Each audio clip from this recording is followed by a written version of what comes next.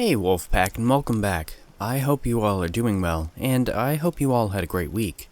Today, we're reading 3 more serial killer encounters. I know it's been a while since we've done the last one, and I'm quite excited to get these out. But before we start, what would be your weapon in the zombie apocalypse? Comment down below, and also say why. With that said, whether you're sitting around a campfire, on the night shift, or even laying in bed, let my voice soothe your nightmares.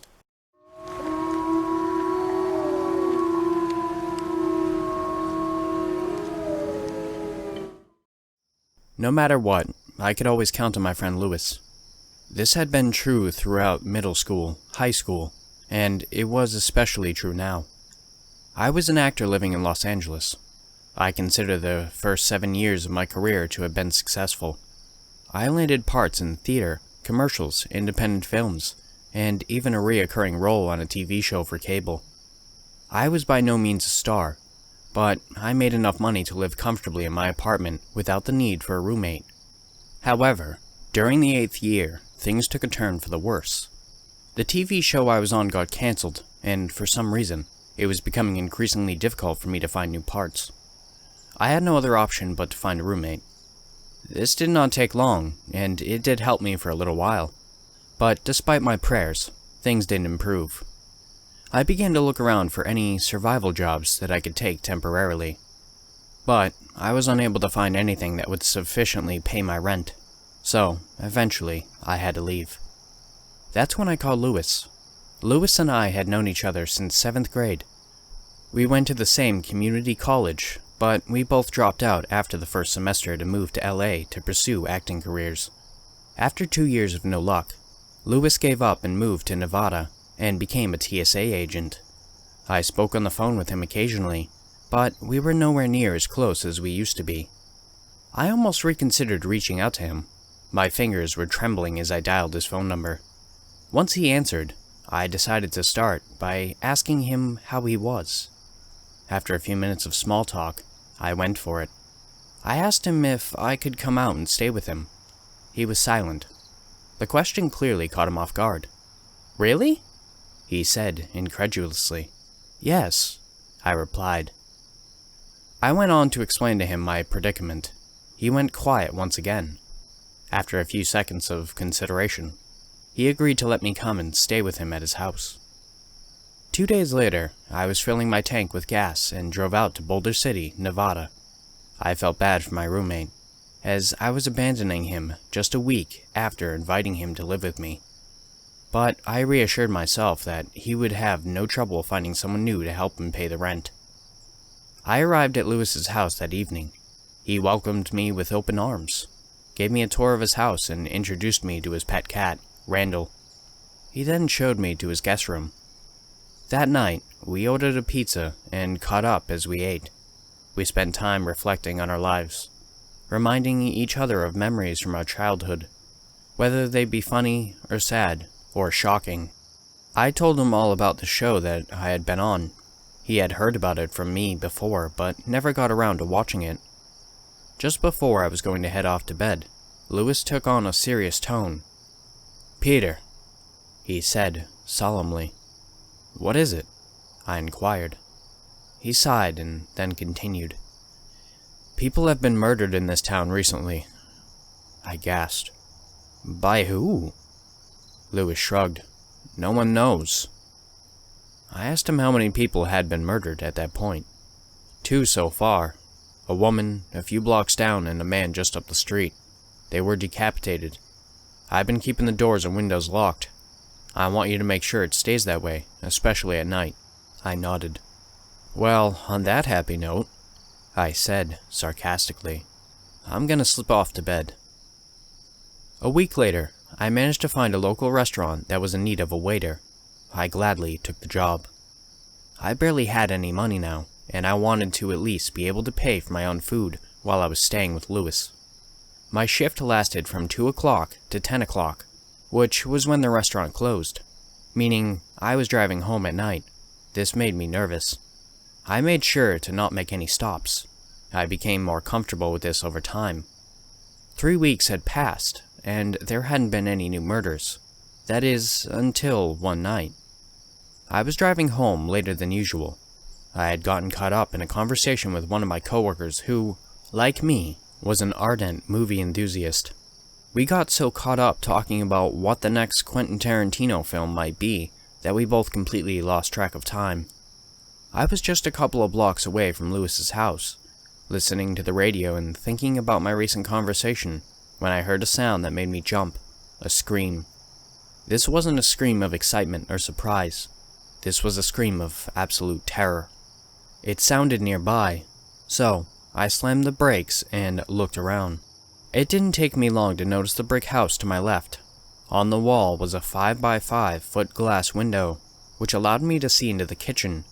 I saw the terrified young woman who stood by the window. "No, please!" she cried. A man wearing a black jacket and a red mask came into view, holding a fire axe. He ran up to the woman and immediately struck her with it, and she fell to the floor.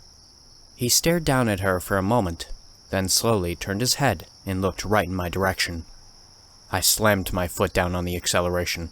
I raced back to Lewis's house and burst through the front door.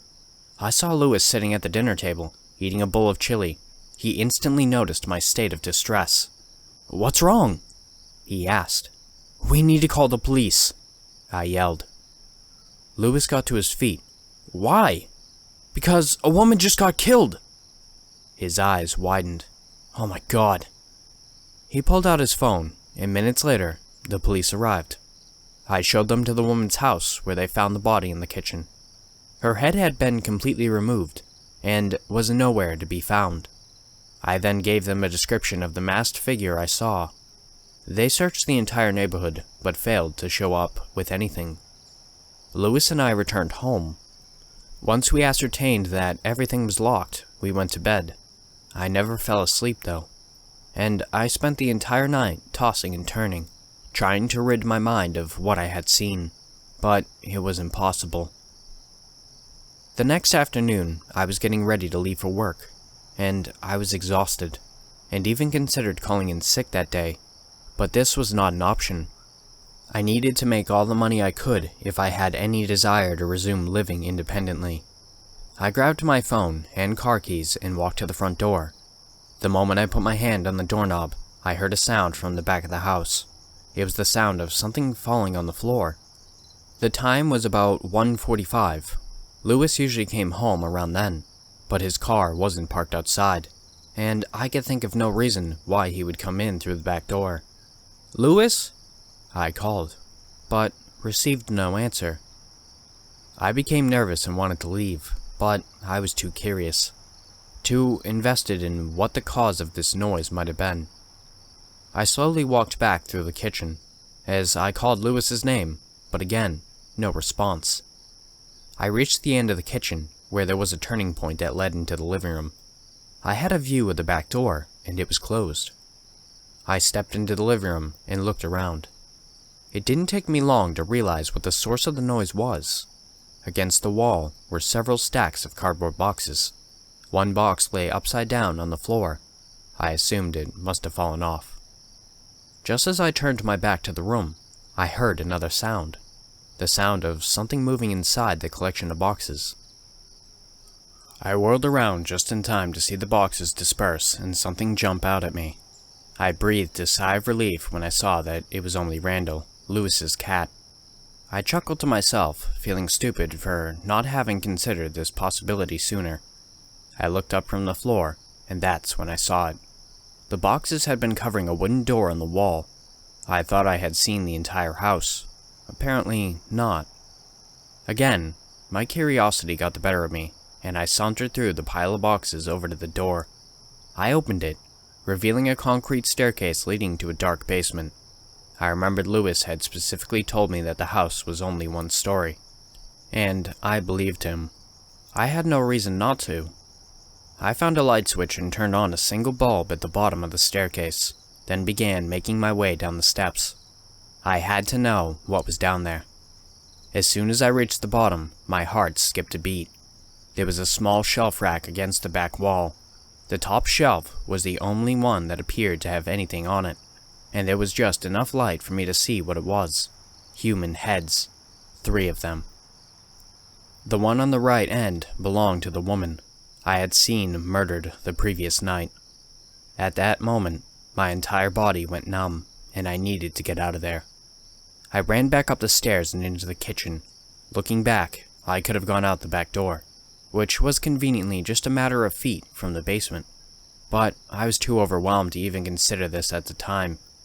When I got back into the kitchen, as if on cue, the front door opened, and Lewis walked inside, and I stood still. "Didn't expect you to still be here," he said, once he saw me. He stared at me. I was in sheer petrification. No amount of acting training could help me conceal the fear that overtook me. Lewis knew instantly what had happened. I could see it in his eyes. "What's wrong, Peter?" he asked, as he began walking towards me. I was silent. "What's wrong, Peter?" he said again, as he snatched a knife from the wood block on the counter. I tried to run, but by now it was too late. He grabbed my arm and slammed me up against the refrigerator. He held his blade inches from my throat. "You found my trophies, didn't you?" I won't tell anyone," I said. "I swear." This was an obvious lie. "I didn't want to kill you," he bellowed. "You shouldn't have gone down there." I looked to my left to see a can of Windex lying on a small table. I managed to grab it and immediately sprayed it in Lewis's face. He dropped the knife to the floor and clasped his hands over his eyes, screaming in pain. I ran out of there and over to the neighbor's house. I began pounding on the door, and a woman answered. "Your phone!" I yelled. "I need to use your phone!"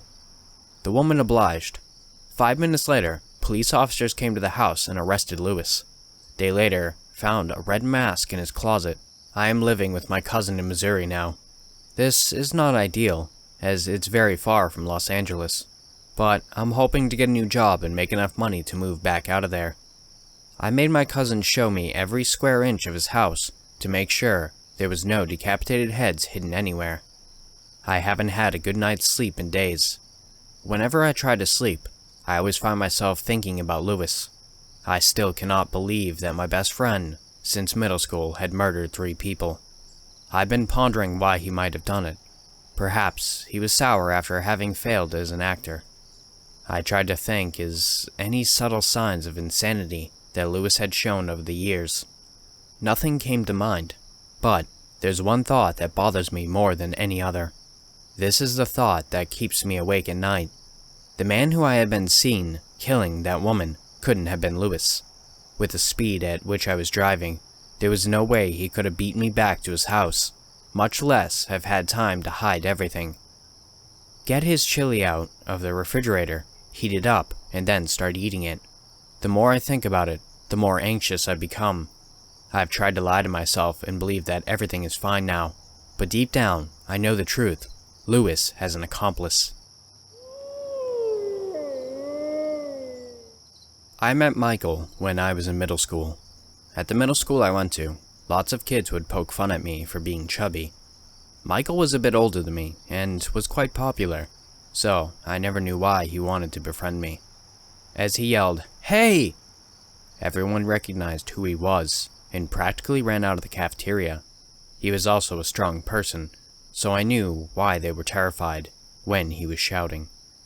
I sat at my lunch table, completely oblivious to why everyone ran away. Michael sat next to me and gave me a compliment. Next thing I know, we were having small talk at first, and it eventually grew into us becoming best friends.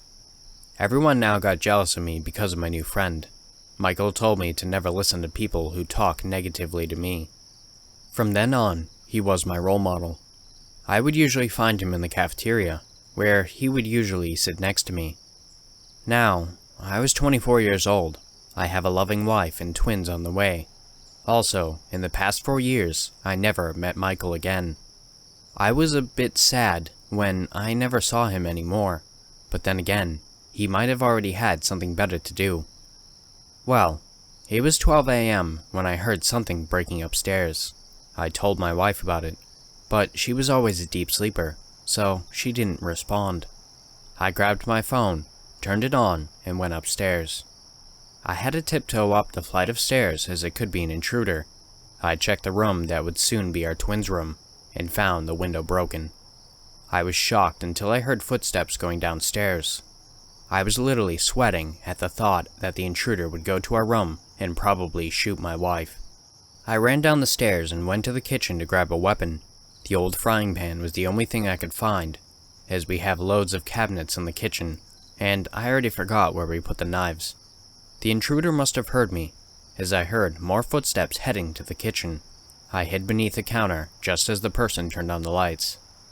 Its footsteps were getting closer, and I was holding onto the frying pan, trying not to hit it against the counter. My thoughts soon consumed me of every possible situation, and in every one of them, I got killed. After what felt like an hour, I heard the footsteps heading outside the kitchen. I slowly got behind him, and realized that I might want to think of a different approach, as there could be more than one of them. He was holding a blood-stained knife, which made me angry and sad about the thought he or she might have already killed my wife. Because of those thoughts, I hit him so hard as he fell to the ground. He wore a mask, and when I removed it, I saw Michael's face. Disbelief and pure rage consumed me, and the thought of always to get revenge. I tied him up with my skipping rope and put him in the closet. I then called 911 and explained the situation. They asked who the person was, and I said that his name was Michael Roberts. The person on the other line was confused and said that this clearly was a prank call. I asked what makes it feel like a prank call, in which they responded that Michael Roberts died from a car crash years ago. I immediately hung up and ran to the closet. I put Michael in, and I found my wife's severed head with a note attached to it. I slowly took it and read the note. It said, "Let's play hide and seek, like old times. I'll be the seeker. Let's begin." A serial killer has been hunting vigilantes in California, and they've already racked up 3 victims that we know of. The killer is crafty, cunning, and leaves no trace.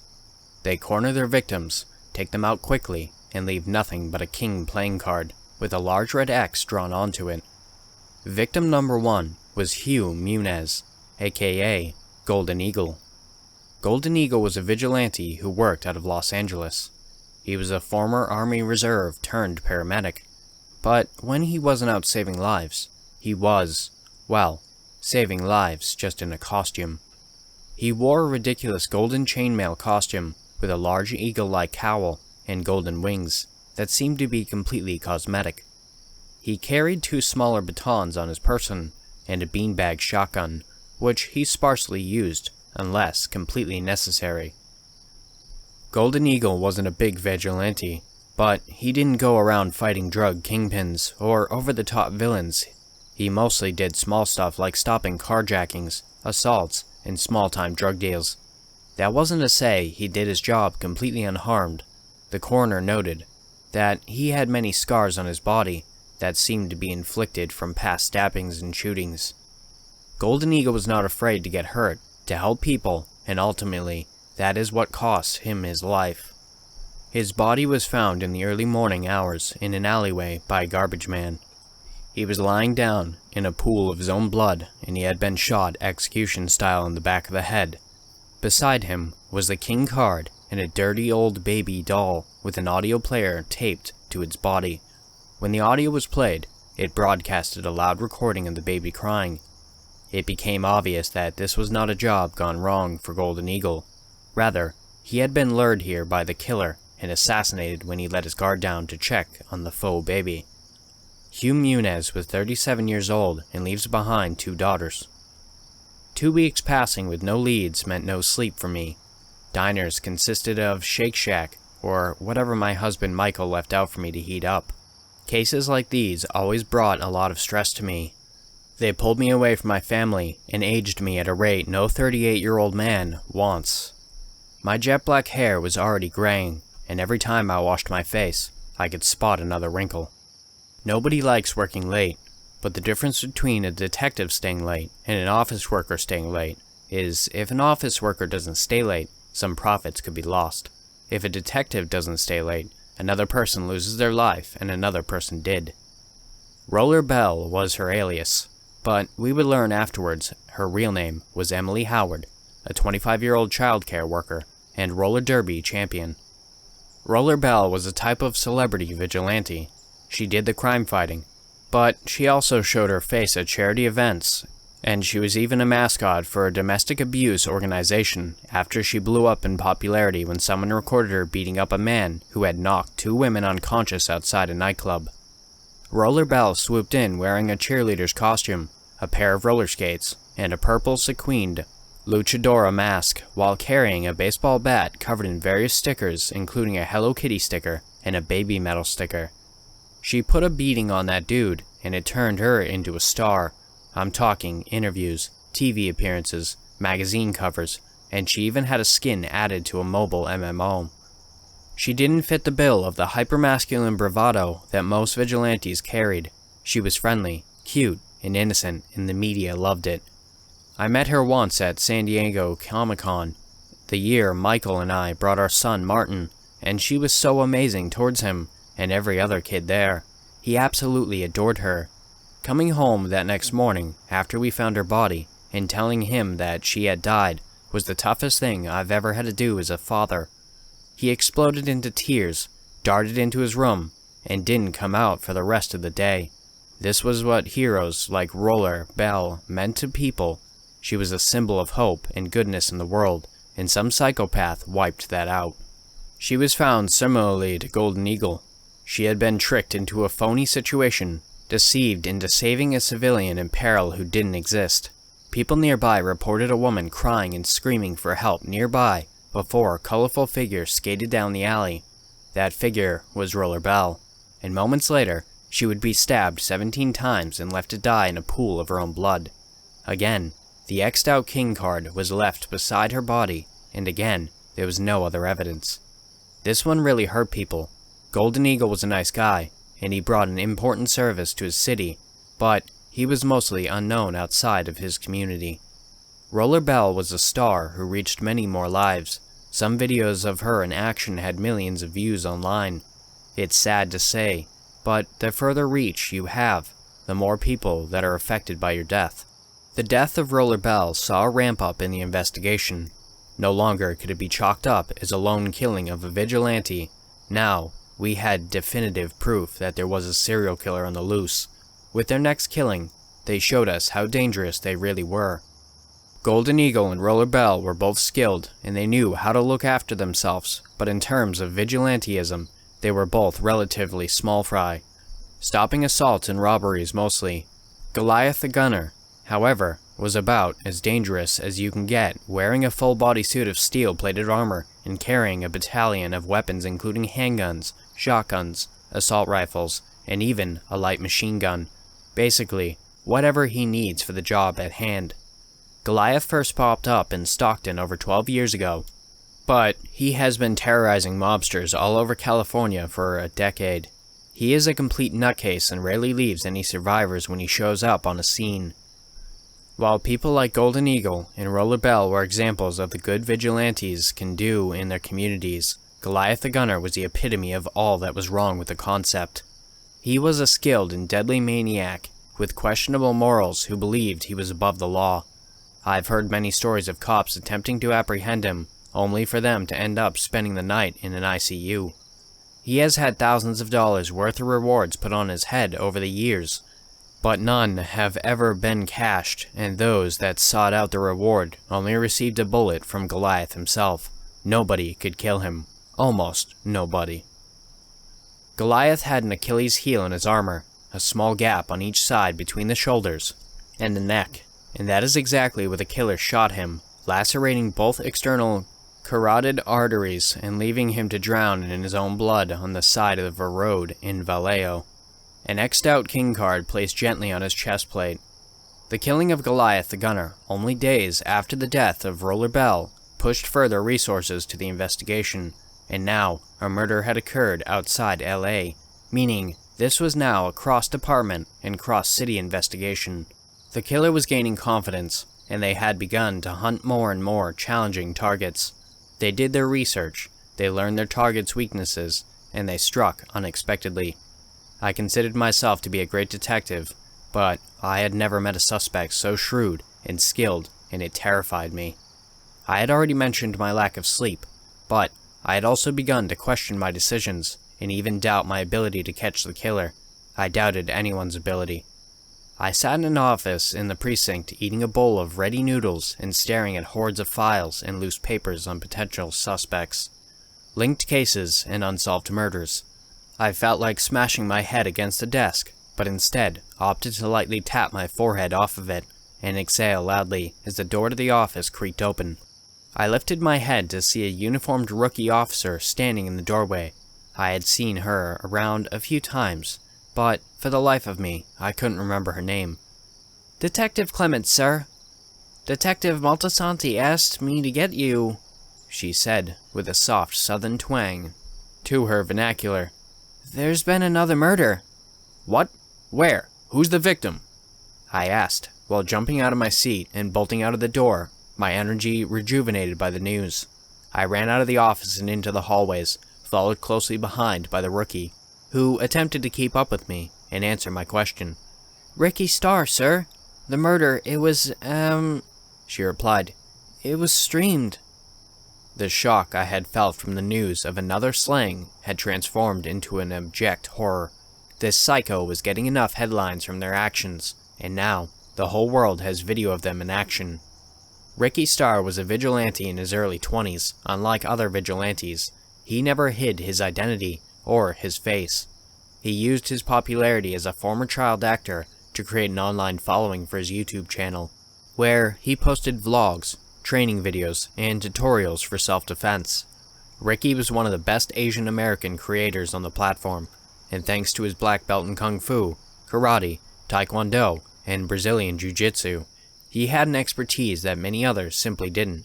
Combine this with his over-the-top personality and equally over-the-top good looks, and you had a recipe for success. Once his fanbase had grown enough, he started his own website where he would post extra content, including a nightly stream where he would patrol the streets of LA donning a skin-fit red Kevlar rash guard with a golden star that included the letters RS stitched into the chest, a pair of black combat pants, and custom red and black sneakers. Ricky, with help from his cameraman Bradley, would livestream himself out and about the LA streets stopping crime, whether that was breaking up a fight, calming down some drunks, or stopping a robbery. Ricky often got physical with assailants on these streams, but he was never the instigator. As you can imagine, he never had much trouble with the people he fought, including a 4-on-1 fight against a gang who had been attempting to rob a 7-Eleven.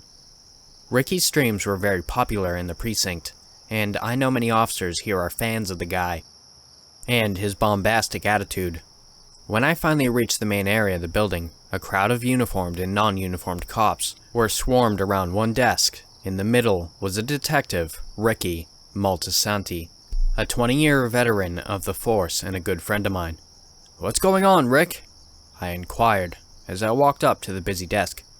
"It ain't good, Ryan. That Star kid is dead, and the killer, he spoke," Ricky replied to me, a hint of despair emanating from his often calm and collected voice. "What? What do you mean he spoke? To who, and what did he say?" I confusingly asked, feeling like some sort of game show host with an array of questions I dropped on him.